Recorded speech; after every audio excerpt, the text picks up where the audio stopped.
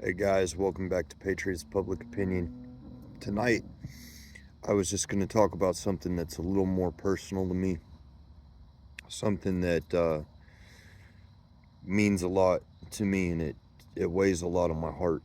And there's going to be a lot of difference of opinions, I'm sure, with what I'm saying. And I'm not saying anything to insult anybody or cause a problem, but it's just the way that I feel about some of the things going on in our country with our military nowadays. Um, I'm pretty afraid of where things are getting to nowadays. I've spent 13 years of my life serving the military, and I'm planning on going the full 20 and retiring, God willing and all that. But our military, it's not the same as it once was. And I'm starting to see a lot of changes and a lot of things that are really bothersome, you know. I'm old enough that I remember where I was when 9/11 happened.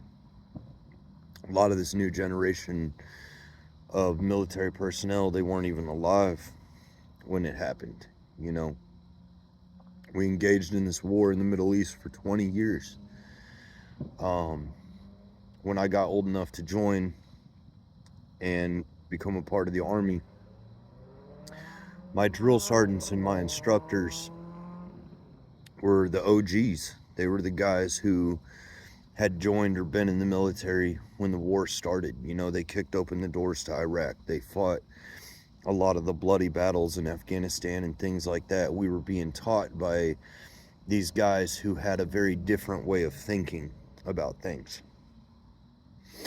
There was a lot of political stuff that was going on with the military at the time.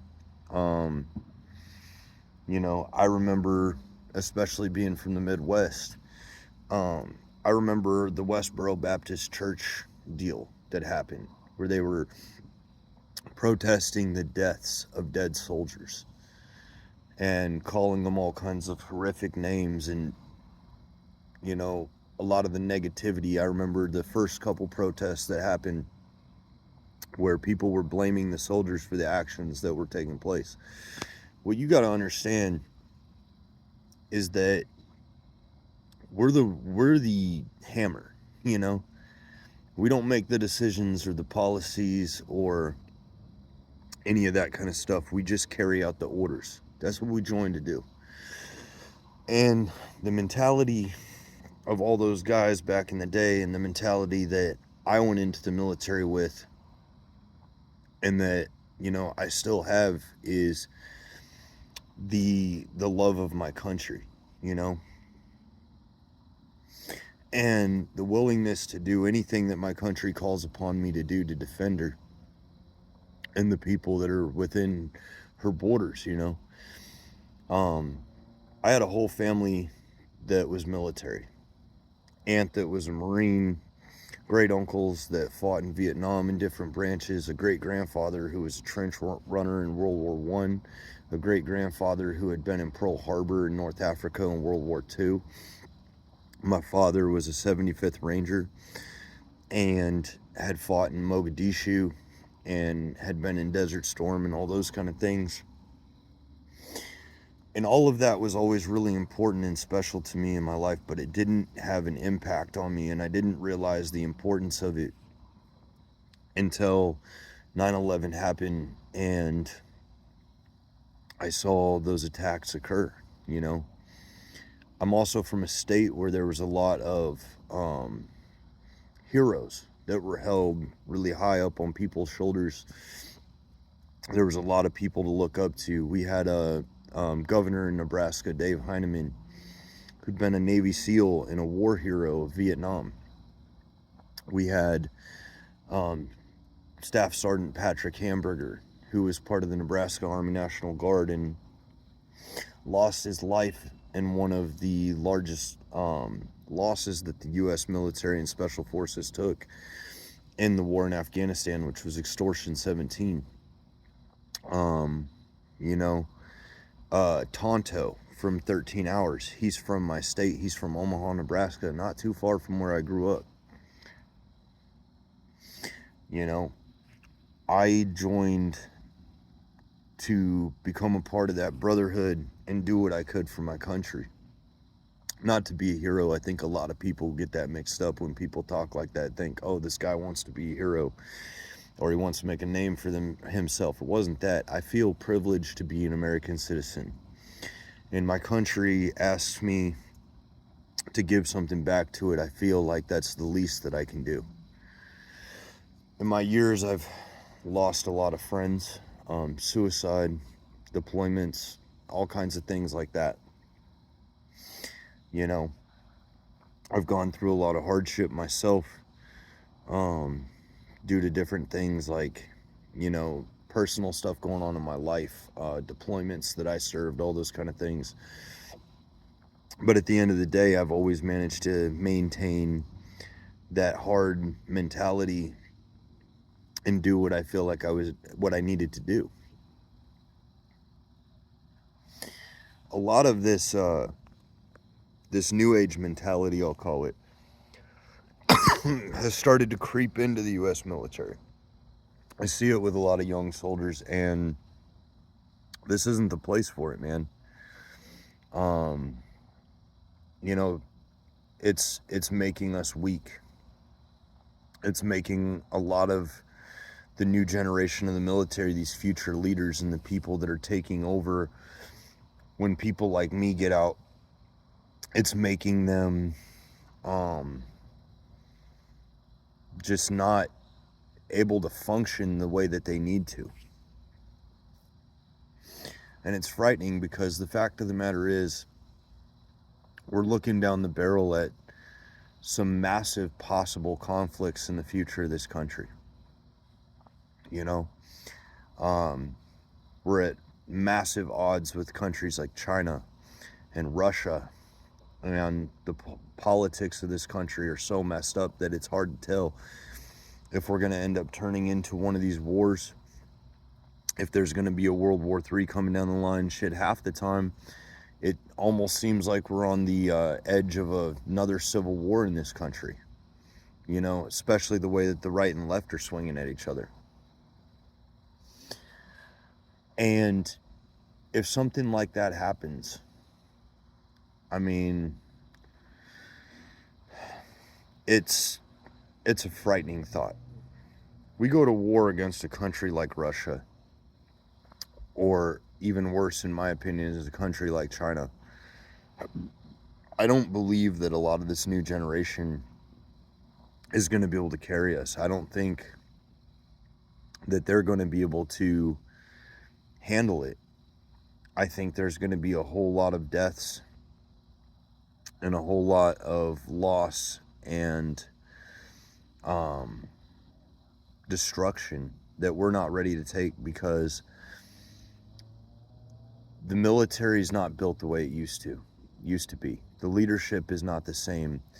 The mental toughness and awareness of these soldiers is not the same, and it's not taken to be as serious as it used to be.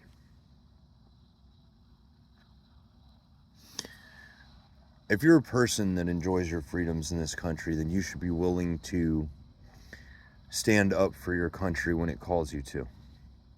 Whether you're on the left or the right, no matter what your political views are, no matter what your beliefs are, you got to realize that you have the freedom to speak about these things and believe these things because of where you live. In a lot of places in the world, they wouldn't, you know, you're not able to do that. We are slowly slipping into losing our freedom, losing what this country was built on and what our forefathers fought for. And a big part of the issue is the fact that this new generation is unwilling to stand up for their beliefs, and they're too willing to waver. I just think that it's something we need to look at, and it's something that we need to fix. We have a hard road ahead of us, and God forbid that something larger happens. Who knows, you know? You got to understand, when you sign your name on that line, you are putting yourself on loan to the government for that time that your contract exists.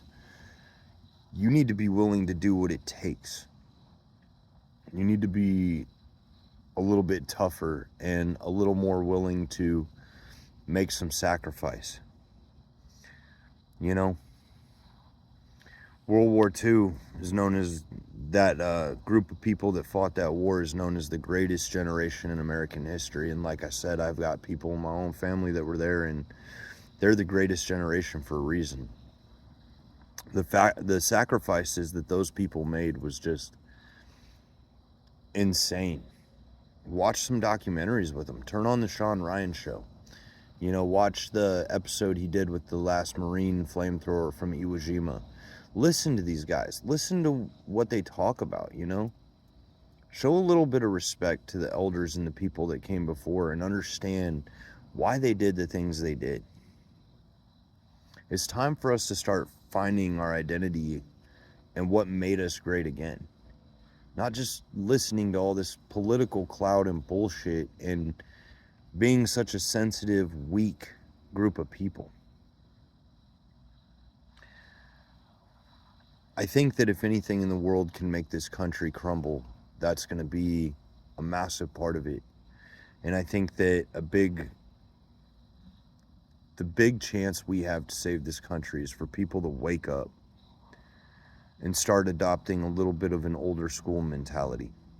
It's what it's going to take to push through this and survive, you know? And you can sit here, you can listen to me and just think that it's all bullshit and I'm speaking out my ass. But like I said, I've seen the changes in this world. I've dedicated 13 years of my life to the military, and I'm still going. And I just believe that, you know, we have some serious problems facing us that we haven't faced before. And we're on the edge of this country being in a downfall because of it. I love my country. I love my people. That's why I've done what I've done. And I guess I just hope that at some point, you know, the people in this country will see the same thing and adopt the same resolve and go back to being what made us great. So I'm praying.